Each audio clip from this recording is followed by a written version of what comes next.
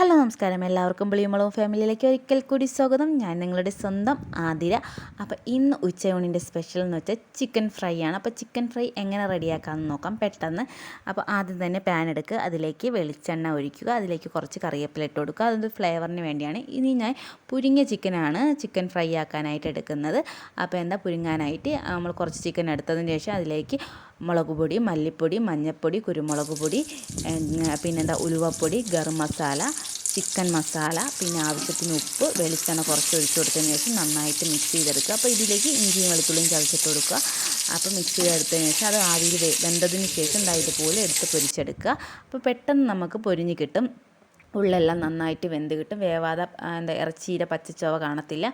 അപ്പോൾ chicken fry ready ആയിട്ടുണ്ട്. അപ്പോൾ ഉച്ചയ്ക്കുള്ള ഊണിൻ്റെ സ്പെഷ്യൽ ചിക്കൻ ഫ്രൈ ആണ്. അപ്പോൾ ഇന്ന് ചിക്കൻ കറി ഉണ്ടായിരുന്നു, പിന്നെ ചിക്കൻ ഫ്രൈ ഉണ്ടായിരുന്നു, പിന്നെ അതിൻ്റെ തന്നെ കരളൊന്നും റെഡിയാക്കി എടുത്തതുണ്ടായിരുന്നു, പയർ തോരനുണ്ടായിരുന്നു. അപ്പോൾ നല്ല അടിപൊളി ടേസ്റ്റ് ആയിരുന്നു. അപ്പോൾ എല്ലാവരും ഈ ചിക്കൻ ഫ്രൈ ഒന്ന് ട്രൈ ചെയ്ത് നോക്കുക.